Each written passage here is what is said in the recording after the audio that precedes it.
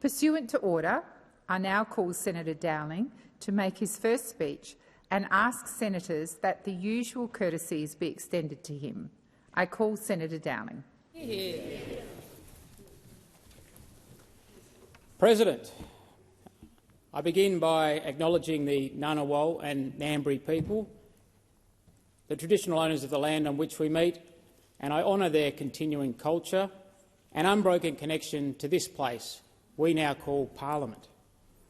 I also acknowledge the Tasmanian Aboriginal people, the first people of my home state. I don't come here with a remarkable story, but I do stand here with a proudly Tasmanian one. It's a story of how strong Australian institutions can open doors and give a fair shot for an ordinary kid from Hobart. I was lucky to grow up in a household that believed those things mattered.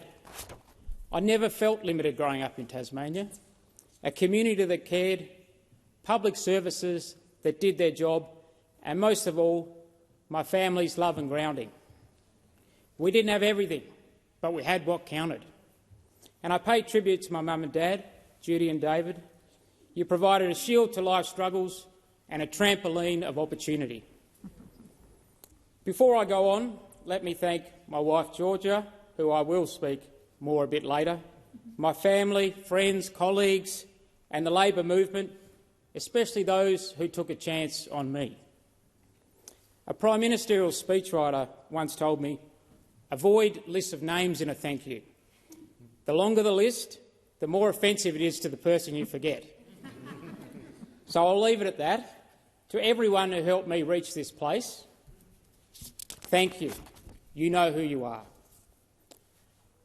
I went to public schools and I was taught by some outstanding teachers who nurtured my love for knowledge and numbers.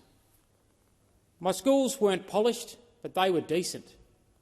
They were full of kids who got their hands dirty, who looked out for each other and who taught me more about fairness than any book ever could. Even though Risdon Prison was just down the road, the neighbourhood never felt unsafe. It was the kind of place where everyone knew your name and sometimes your business, but they'd also drop everything to help you when you needed it. The so-called mainland felt like a distant land. Melbourne may as well have been the moon.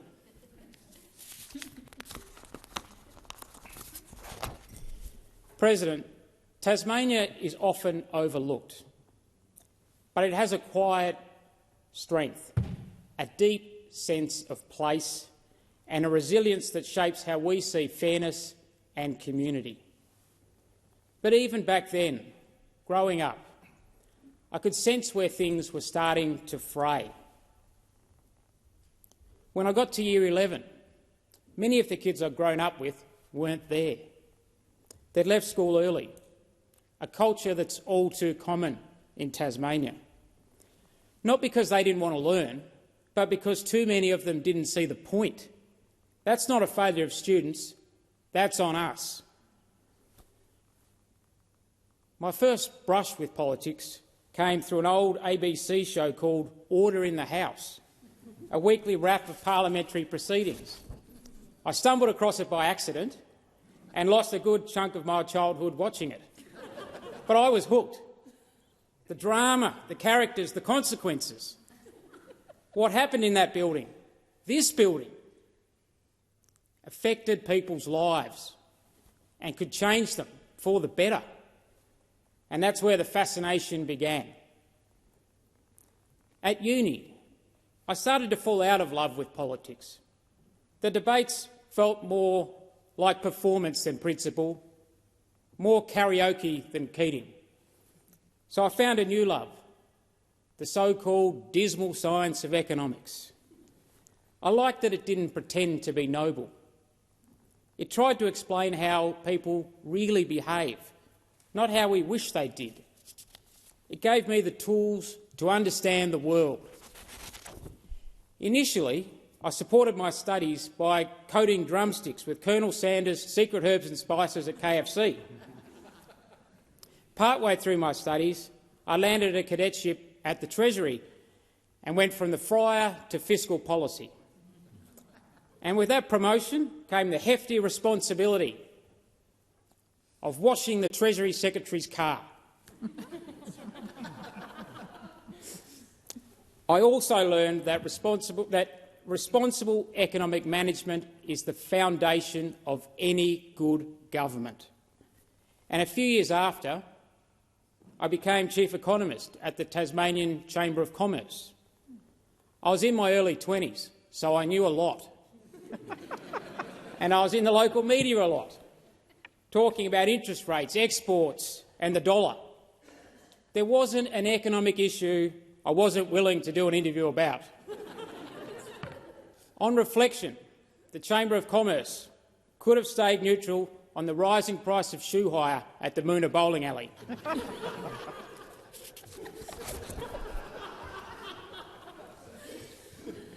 Jokes aside, it's fair to say there was a mixed reaction to my commentary. One reader remarked, "Tell that kid to give his dad's suit back." "Dad, I'll give it back tomorrow." Another asked, "When is Graph Boy going to show us another one of his little charts?" This is not the usual pathway to a Labor Senate seat. But I kept my party membership through that time, and I never bought into the idea that in a modern economy, Labor and capital should be enemies. Maybe that's a Tasmanian perspective. We're too small to be fighting each other. Strong industries and secure, well-paid jobs go together. Indeed, after a day talking about markets, I'd often end up in the Australian Workers' Union boardroom after hours, engaged in spirited policy debate. Sometimes we came at it from different angles, but we cared about the same thing: dignity at work and a decent future for working people. I'm proud to be a member of the AWU 2 decades later. It remains one of the unwavering defenders of traditional industry, our export economy and the many thousands of Tasmanian and Australian families who rely upon it.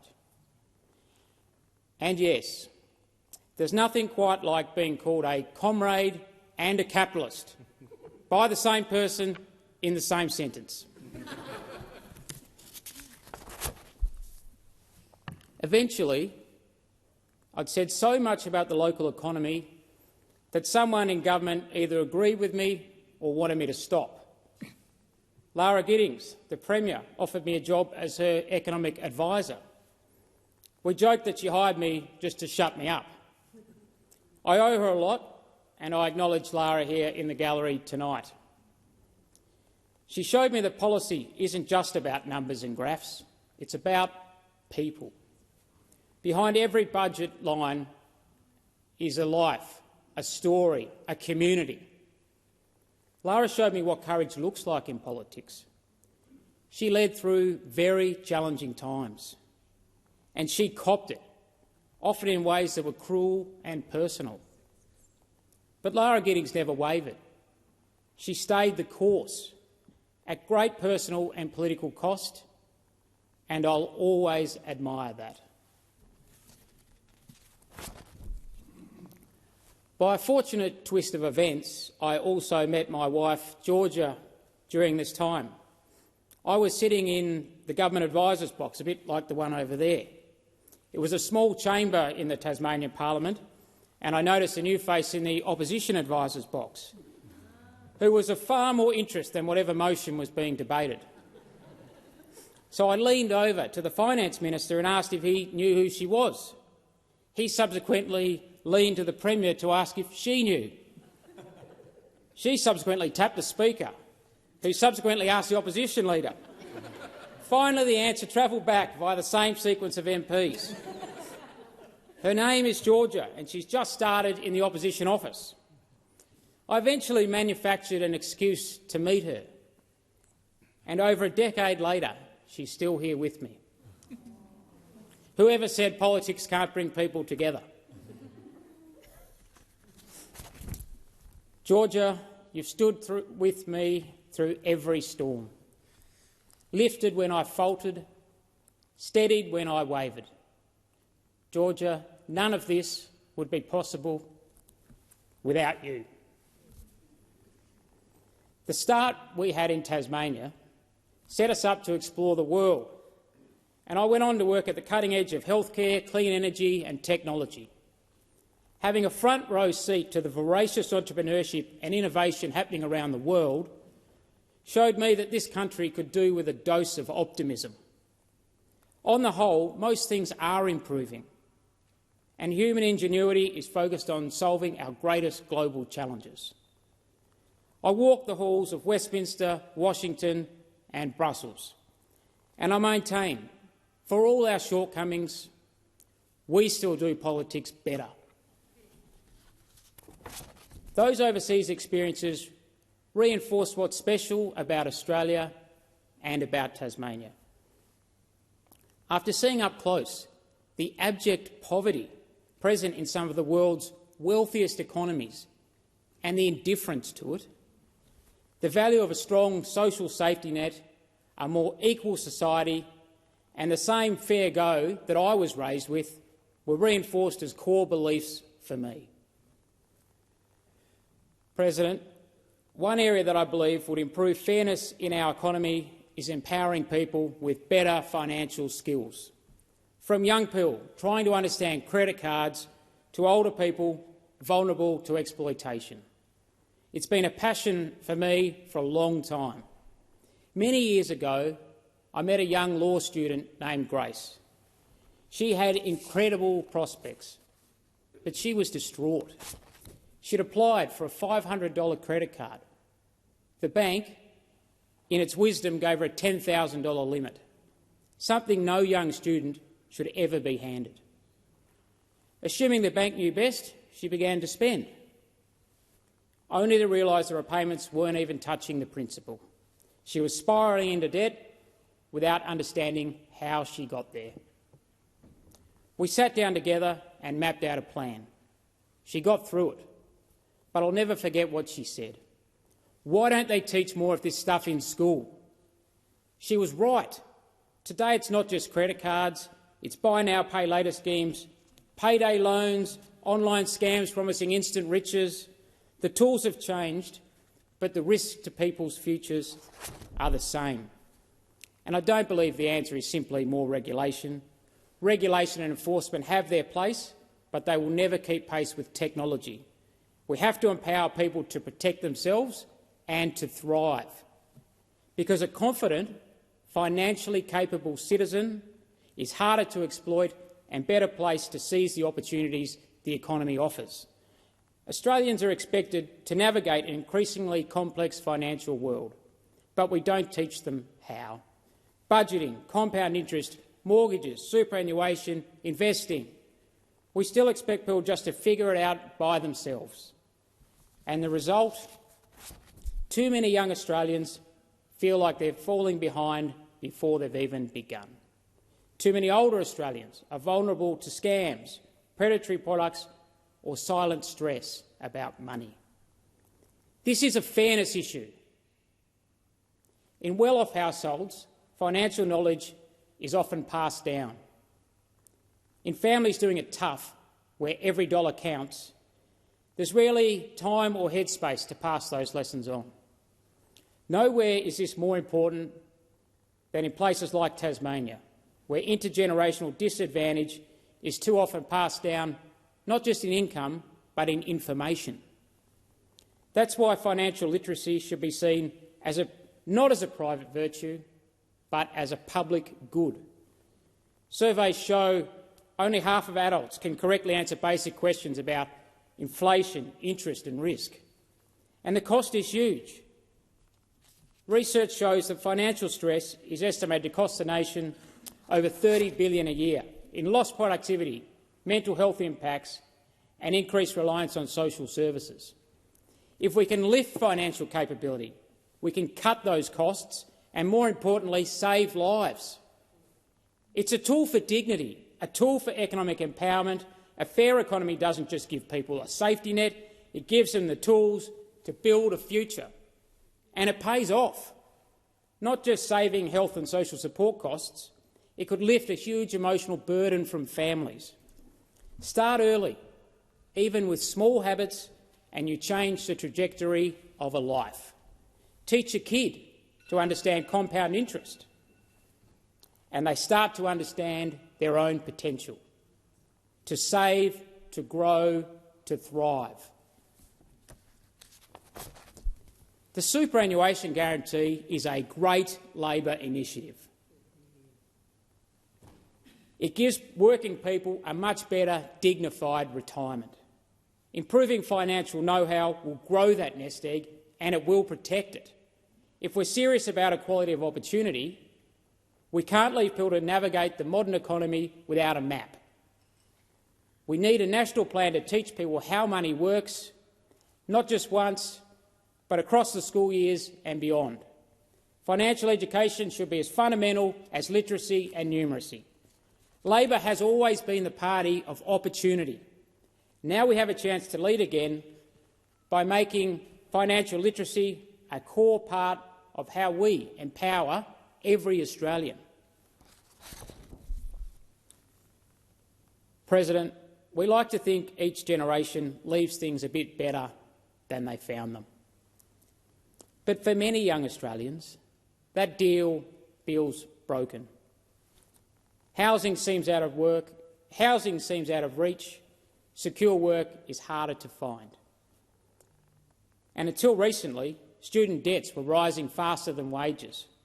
That's why the Albanese government acted, cutting student debts to give people a fairer start and removing barriers to building more homes.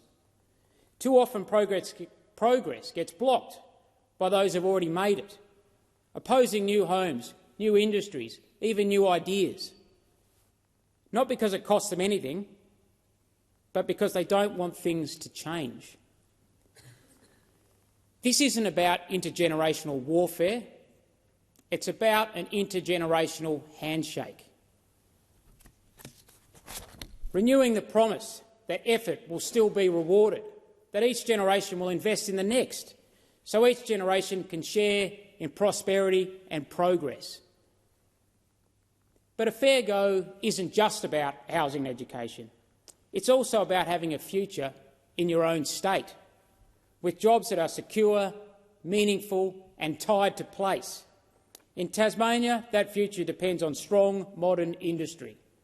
For more than a century, sectors like mining, metal processing, agriculture, aquaculture and advanced manufacturing have been the backbone of private sector employment.